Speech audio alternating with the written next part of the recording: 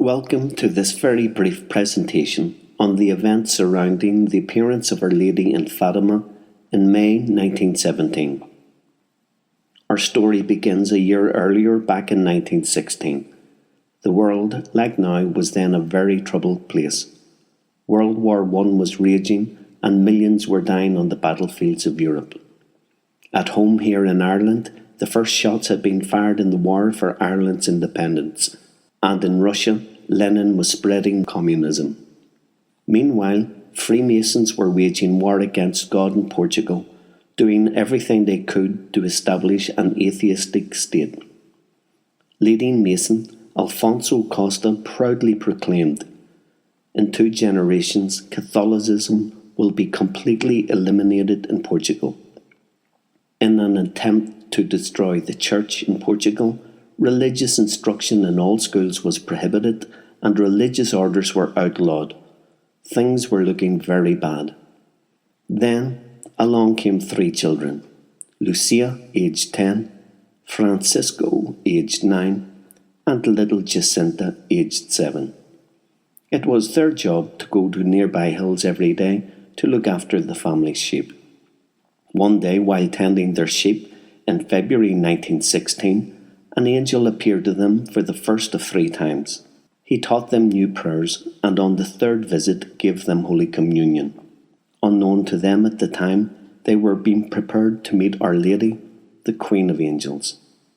On May the 13th, 1917, the following year, the children were playing when suddenly a bright shaft of light pierced the air, and before them appeared a lady dressed all in white, more brilliant than the sun. The lady spoke to them and said, "Fear not, I will not harm you. I am from heaven." She asked the children to return every month on the 13th day for the next 6 months. She also asked them to pray the rosary every day for peace in the world. At first, people did not believe their story and ridiculed them. They felt isolated and became quite unhappy. Things got worse as the months went by. Government officials actually put them in prison for several days and tried to force them to retract their story. There were clashes around the operation site between opposing groups. Later, the church built at the site was bombed. However, the crowds got bigger each month, but many people were just turning up out of curiosity or to jeer at the children. The lady informed the children of many things. She told them that each of them would see the glory of heaven, but before that each would have much to suffer.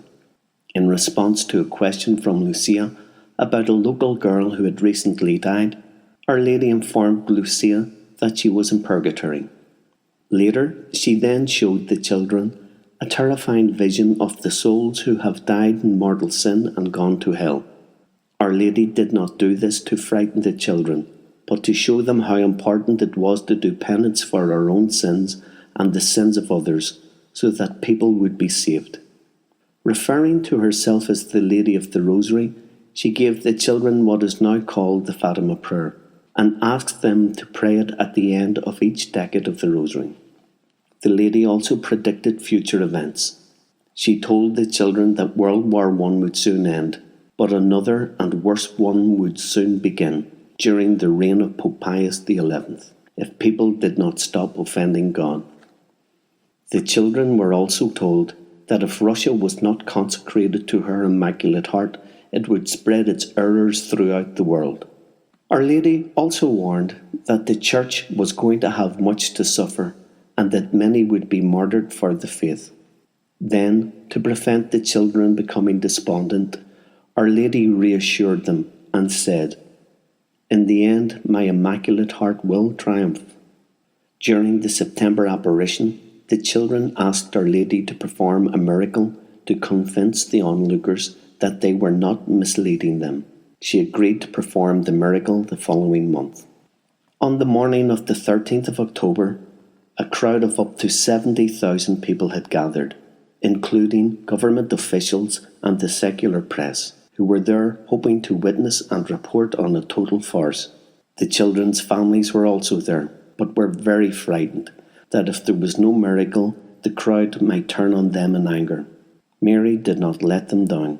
People still find it hard to accept or explain what actually happened that day. In front of thousands of people, the sun danced in the sky amidst exploding colours. The faithful were delighted, while the cynics were silent, bewildered, but unable to deny what was unfolding before them. In addition to the dancing sun, the children reported, "We beheld Saint Joseph with the child Jesus, and Our Lady robed in white with a blue mantle beside the sun." We hope you've enjoyed our very brief presentation.